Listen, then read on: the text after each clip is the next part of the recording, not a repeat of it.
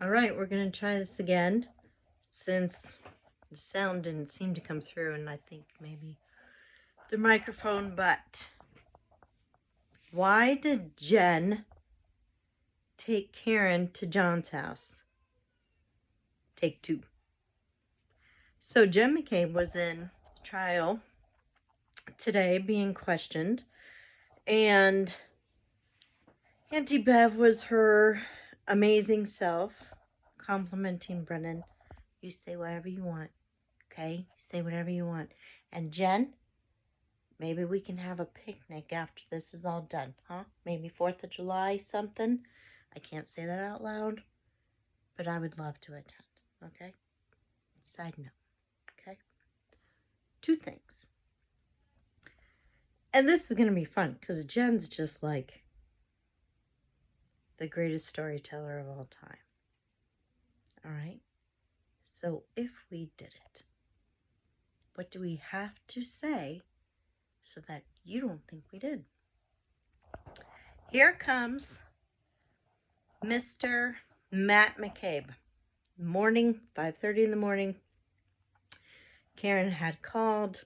Jen was on her way to get her from her house, right?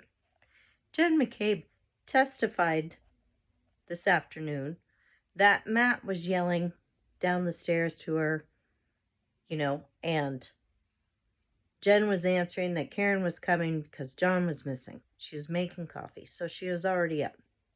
And that Matt yelled about the taillight. You shouldn't be out driving in a blizzard because of her taillight. Well, we know that that's not true, okay?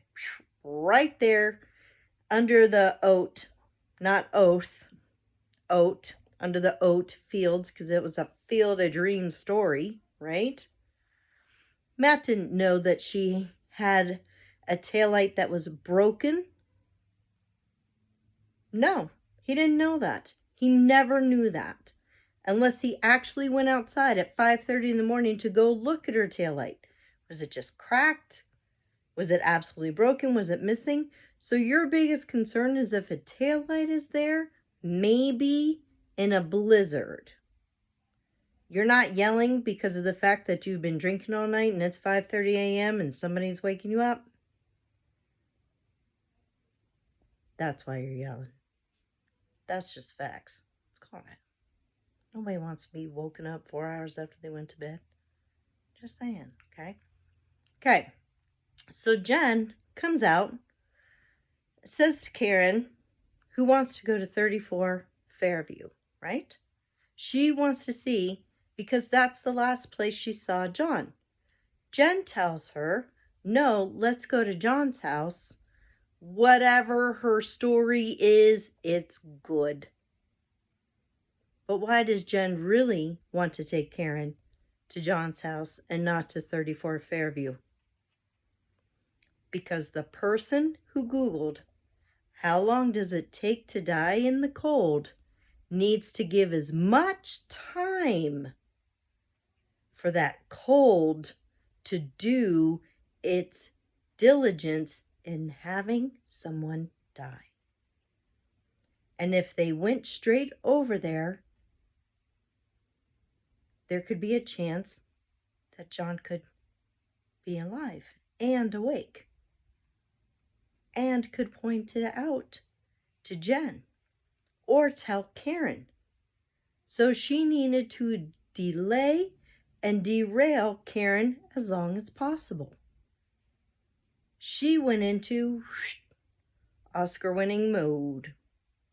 She needed to be methodical and count every step. The next time we meet, we're going to talk about how and if we did it by the McAlberts. But hear this, 1000%, okay?